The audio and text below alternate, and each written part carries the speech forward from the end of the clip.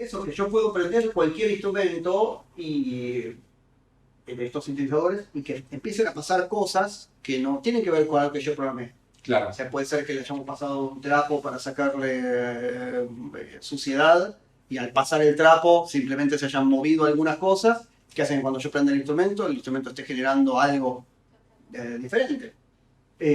O que simplemente yo estoy hablando con vos y por una cuestión de ansiedad de eso voy moviendo perillas y en momento prendemos. Ayer nos pasaba, estábamos en una clase y vos estabas siguiéndome con una cámara y te apoyaste con la pierna en una pared y tardaste en darte cuenta de que lo que estaba sonando no estaba ocurriendo por algo que yo estaba haciendo, sino porque vos te habías apoyado por error una pierna en el instrumento. Bueno, eso en el sintetizador se lleva a niveles que no es solamente como cuando un gato salta en el teclado de un piano, sino que el sintetizador es capaz de generar a través de una serie de relaciones entre audio y control y entre generadores y procesadores un montón de cosas que pueden evolucionar en el tiempo de formas muy complejas dependiendo de las posibilidades de ese sinte. Claro. Entonces, el tema del control sobre el instrumento es una cosa interesante porque si bien por supuesto es buenísimo tener conciencia sobre lo que el instrumento hace, también está bueno tener conciencia de que eso va más allá de lo que es un instrumento, que eso tiene un montón de, por llamarlo de alguna forma, vida propia, y que eso puede tener una forma de diálogo con uno mismo, permitiendo que uno se retire de esa especie de idea de control absoluto que siempre rigió entre lo que es la composición e interpretación musical. El compositor tiene, supuestamente a través del recurso clásico me refiero, ¿no? A través de la escritura, la idea de poder controlar al máximo los parámetros de su obra para cuando sea interpretada. Ese sería como el modelo, digamos, como al que se arribó, por ejemplo, en el siglo XIX. Entonces, el modelo europeo, por decirlo de alguna forma, ¿no? Entonces, esa idea ya se fue cuestionando ideológicamente en el siglo XX, llegando a cosas como pueden ser desde obras como las de Varese, que le dan una enorme preponderancia a los sonidos de percusión, hasta las cosas de John Cage, a también la idea del compositor como una especie de matemático, como en muchos casos del serialismo, etcétera, etcétera.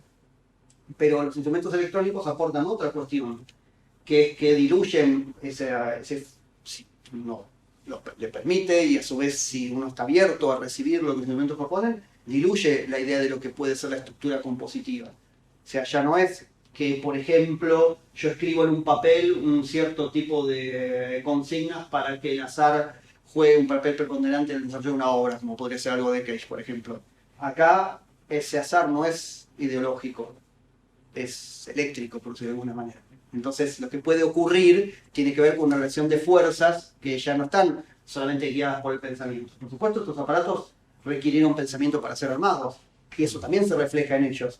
Y esa ideología que estamos hablando de todos los aparatos se ve muy claro en los sintes.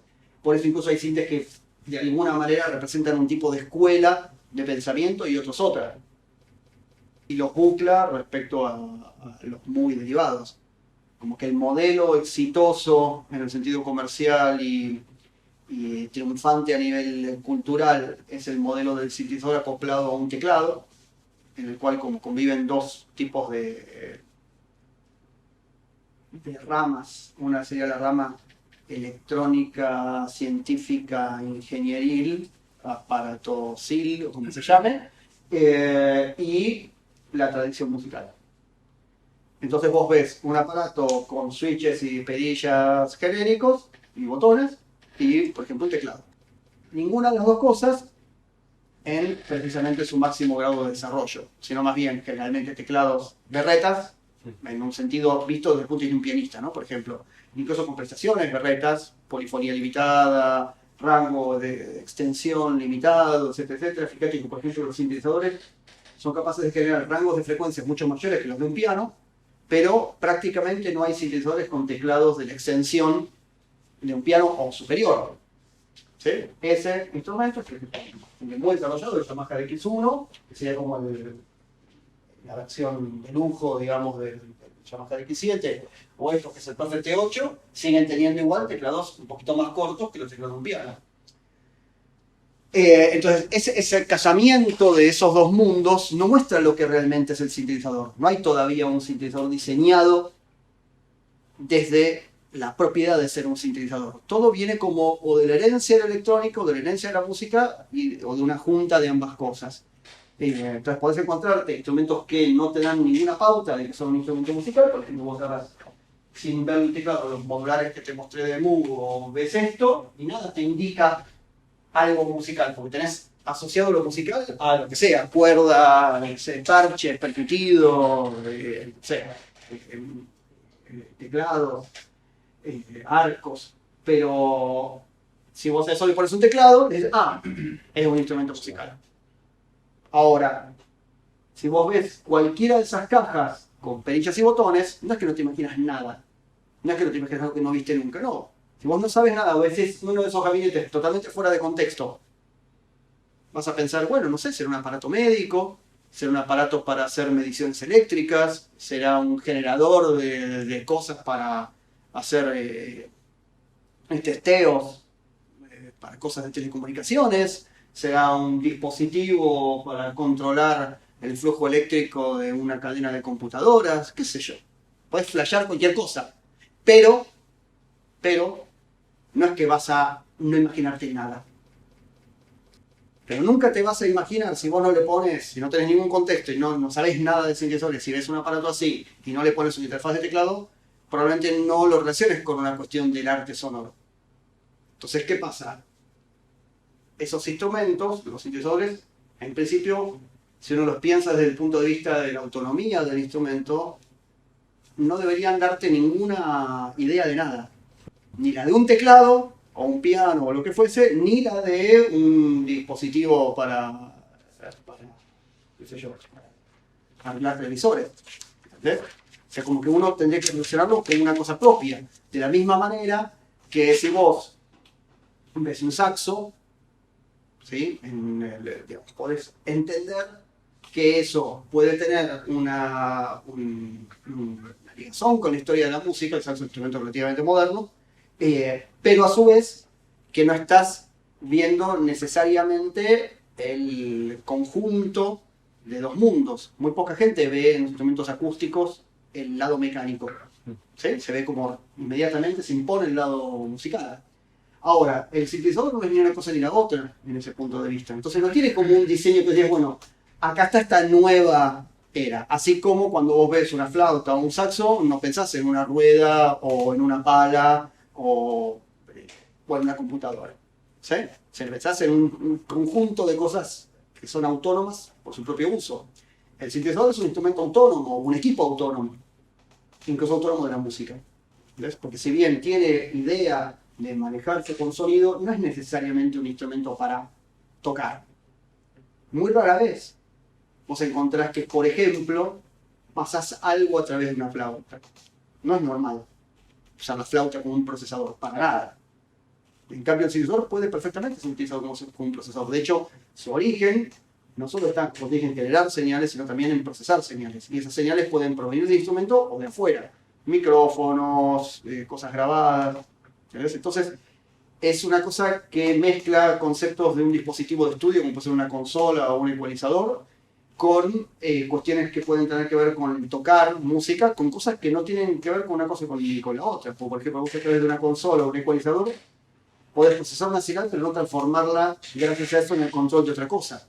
Por ejemplo, vos no pasás una señal por un ecualizador para luego, con esa señal ecualizada, hacer que algo se toque más rápido. No, simplemente que la señal procesada tenga más o menos agudos, medios, graves. Bueno, en el sintetizador vos puedes agarrar una señal de audio, transformarla en una señal de control, y con la señal de control, proveniente del audio, controlar aspectos del sintetizador. Claro. O controlar aspectos de otra señal de audio. Entonces vos podés hacer que yo hablo por un micrófono y la dinámica con la que hablo genera una señal de control, con la que controla el movimiento de un filtro que está procesando la señal de un piano que está grabado. Ahí estoy aplicando un montón de cosas de síntesis sin utilizar ningún generador del sintetizador, ni generador de ruido, ni oscilador. Entonces ese concepto del sintetizador, que puede ser procesador, generador de señales de control, generador de señales de audio, de gestos musicales, de cosas secuenciales, de cosas aleatorias, de cosas autoevolutivas, de cosas autogenerativas, bla, bla, bla, no se pega también con la idea de lo que es un instrumento musical. Entonces en Wendy Carlos, volviendo al tema, esto está muy presente, pero en ella también está muy presente la confusión de qué es y qué no es música. Entonces su parte crítica y su parte irónica también habla un poco de su vanguardismo y de su desoriente, que no es solamente de ella, ¿no? De todos nosotros, de toda la sociedad, digamos, ¿no?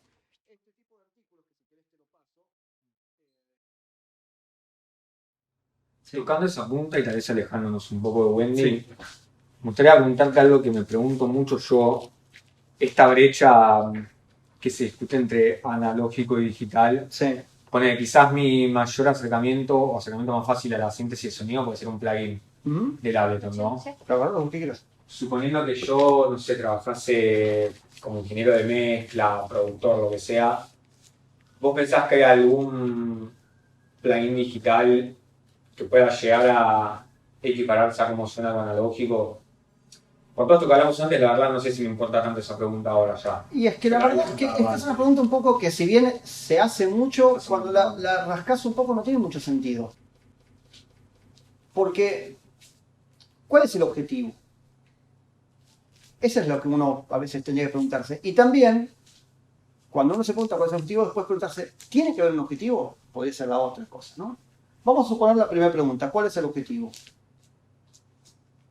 ¿Que algo suene de una cierta manera? Bueno, vamos a pensar en un piano. Sí. ¿Cuál es el objetivo? Pensar que para una cierta música, no vamos a suponer una obra de Chopin, una música nueva.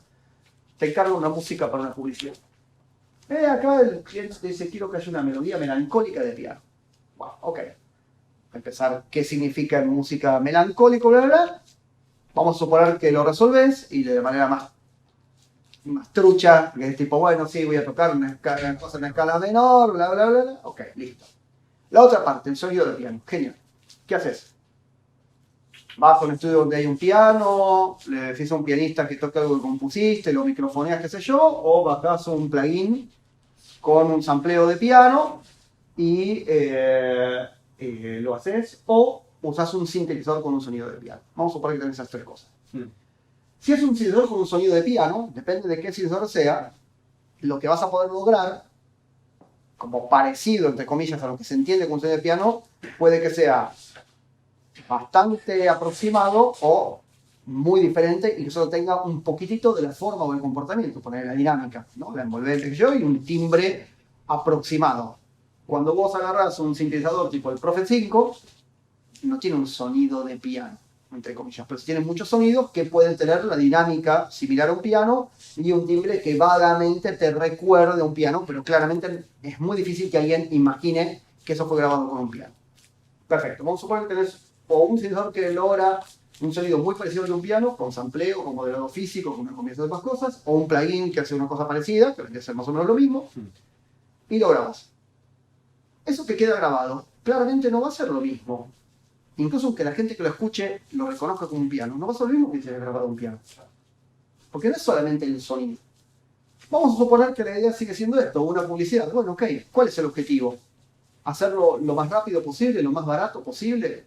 ¿Transmitir algún grado de sensibilidad sutil, indefinible, inaudible, pero presente en la música?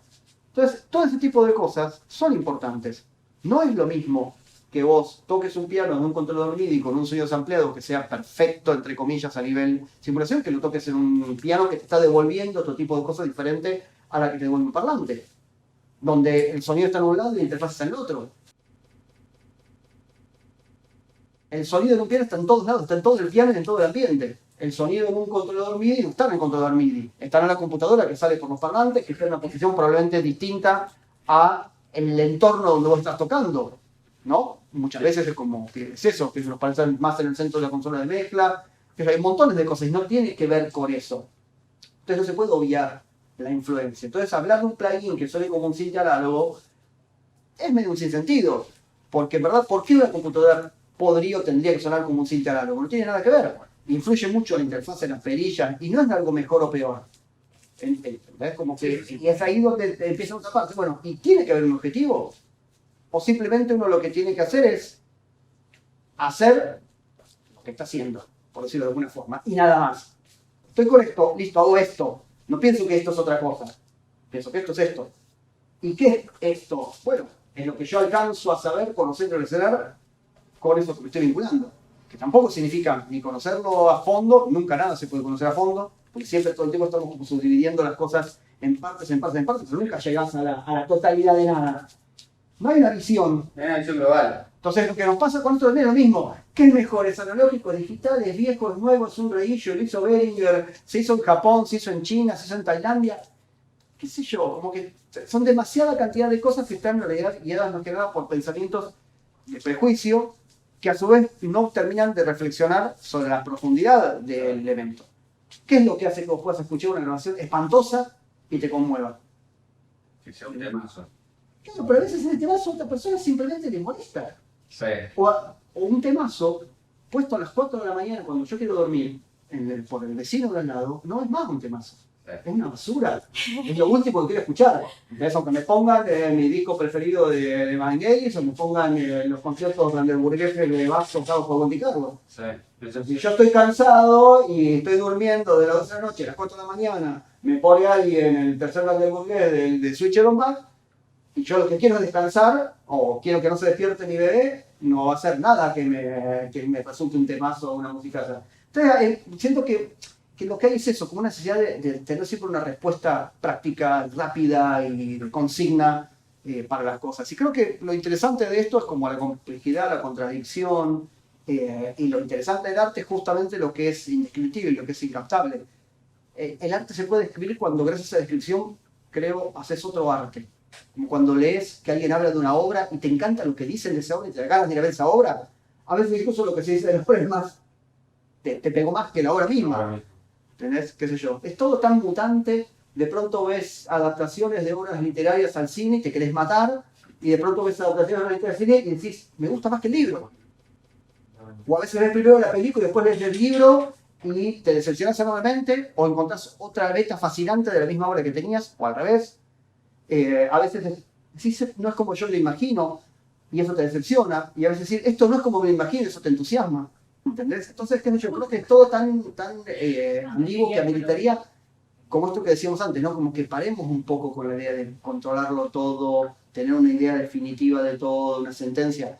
Wendy es súper sentenciosa. Sí. Súper, pero sí tipo... ¿Súper qué? Sentenciosa, tipo palo, como tipo... Digo esto, crítica. Por eso son interesantes los artículos. Tiene humor y tiene autocrítica, pero a su vez... Es una persona que cree claramente en las jerarquías y en lo bueno, lo malo. Claro. O sea, bueno, en ese sentido, siento que es un aspecto que es interesante que lo explores. Y también eso le ha dado, como mucha otra gente, no sé, Stockhausen también, una visión muy crítica sobre todo lo que fue pasando, desarrollado a partir de sus propios, por decirlo de alguna manera, impulsos. No porque yo crea que la gente es autora de las cosas, ni mucho menos. Pero bueno, vamos a suponer que este disco Switcher on Bach fue un éxito tan grande que efectivamente influyó en generaciones y generaciones de gente y hizo que mucha gente se dedicara al sintetizador, escuchar por primera vez el sintetizador, bla, bla, bla. Pero lo mismo pasó con la música electrónica de Stockhausen, pero todo lo que se derivó a partir de lo que hizo Wendy o de lo que hizo Stockhausen no les gusta ni a Wendy ni a Stockhausen. Pero bueno, ¿por qué les tendría que gustar? No, claro. Entonces, como esa idea, ¿no? No, como lo hicieron primero, son la palabra santa de... Son personas. Yo es muy raro porque tampoco me gusta la idea de despreciar la técnica de la televisión. Bueno, se puede hacer con... Sí, se puede, claro que se puede. Pero también no se puede. O sea, no es que solamente es importante pensar con una especie de corrección política, porque lo que pasa cuando uno piensa con la corrección política es que después no actúa políticamente. Es decir, no, bueno, tranquilo, con un celular haces música. Sí, por supuesto que por hacer música eso es maravilloso y alucinante, pero no es lo mismo que eso. No, Ahora, ¿por qué eso tiene un peso cognitivo? ¿Por qué eso es una cosa exclusiva? Eso es lo que de alguna forma tenemos que lograr cortar. Pero muchas veces, con la cuestión de ponerse en una actitud así como proteccionista de la ideología de la situación de, bueno, no, pero no te sientas mal si no lo tenés, qué sé yo, es que terminamos sin tratar de hacer un mundo como más justo en el que las cosas estén realmente al alcance y no se produzca todo este tipo de cosas absurdas de una competencia tras otra competencia una cuestión vinculada a los vaivenes del mercado y a los caprichos de la moda y a lo que resulta que una vez es vanguardia, después es una basura, y después vuelve a ser un equipo considerado una joya. Entonces, todo ese tipo de vaivén es una cuestión sobre la que creo que es importante reflexionar para que justamente no se produzca frustración, porque realmente hay diferencias de calidad e importa. También el hecho de empezar a desconsiderar la calidad no me parece una cosa que esté tan buena. ¿Entendés? Vamos a decir, cualquier cosa que está hecha con cuidado, con un criterio artesanal de selección de materiales, bla, bla, bla, da resultados. Y de pronto vos encontrás que funciona en unos rangos de frecuencia que no solamente la cuestión técnica es lo que sentís en el cuerpo, normalmente en el oído. Pero después puede ser que eso también te moleste. 1000 veces te pasa que decís, bueno, voy a hacer este bajo con un mínimo. Resulta que necesitas algo que no suene tan bien como un mínimo para esa música. En un sentido, digo, no ridículo debe ser también. Entonces, eso es lo que yo siento que es importante. Tratar de no, aunque suene, es una definición decir esto, pero bueno, no ser tan definitivo. Es como poder dar lugar a las diferentes cosas. Y siempre, de última, lo que tengas disponible, si lo que tenés para comunicar tiene un grado de honestidad, va a estar bien.